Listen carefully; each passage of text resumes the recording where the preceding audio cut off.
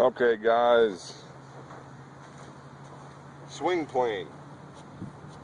What is swing plane and what does it mean? Okay, well, the club travels on an imaginary path in the backswing and the downswing. And this path is illustrated by this alignment rod. If I take my normal setup and I grip it just like this with the rod on the grip, you'll notice the rod goes through my body and out into space. So that's the imaginary path the club doesn't have to travel on, but has to be pretty damn close to it. So when I come back, if it's on plane, the rod is pointing right at the ball.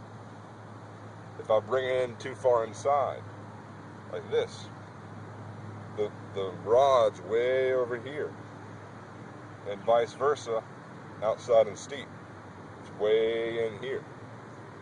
So how do you get the club in the proper position going back? A lot of amateurs, they'll actually suck it inside too much like this. It's a over rotation and the arms and shoulders react too early. A good way to get that out of your system is, for a normal setup, people kind of get here, but if you can imagine pressure pushing your knees out, so it's like you're getting wider this way, what that makes you be able to do is you're not going to straighten this knee up like this. If you watch, if I have bad knees going back, whereas this knee gets straightened, watch the club. See how inside it is? It'll suck everything inside. But if I have that pressure pushing out this way on my setup, it's very hard to get inside because there's so much force going out with your leg. So when that happens, you get on plane a whole lot easier. It's very hard to do this. So you can also tell if you're on plane by your divots. If this is going to be pretty close to my target line, and I come this way, which is steep, you can see the divot. Now look at that. See how deep and gouging that is? And it's also pointing way left. So what that tells you is you're getting here probably inside too much, and then because you're inside, you're getting back on top of it in order to hit it. So you don't want to do that, okay? Put that back down.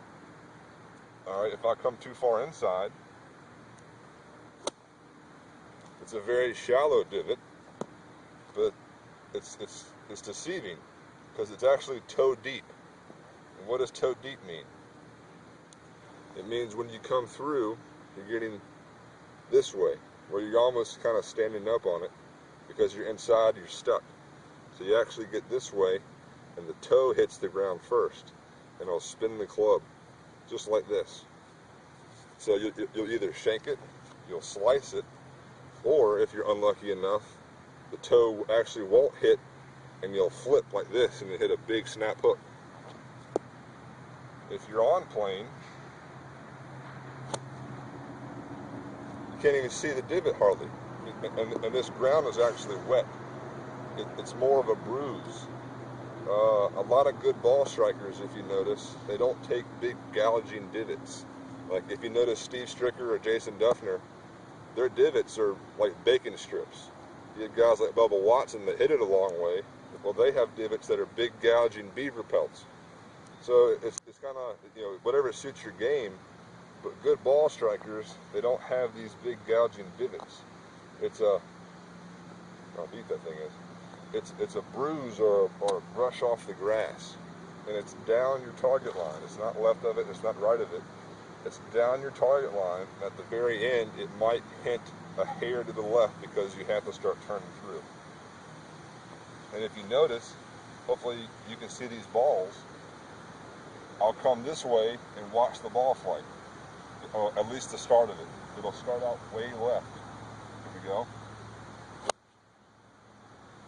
Now see that divot's pointing way left, and that's where the ball went to. Alright, I'll do the same thing but inside. Okay, here we go. Alright, see, you can't even see the divot hardly. Alright, now I'll do it right down the target line, and the ball should start out down the target line and actually turn a little to the left. Okay, and if you watch, my knees, I'll make myself point them out this way, out, so I can't suck it inside. And then it's just a one-piece takeaway on plane and turn through. There we go.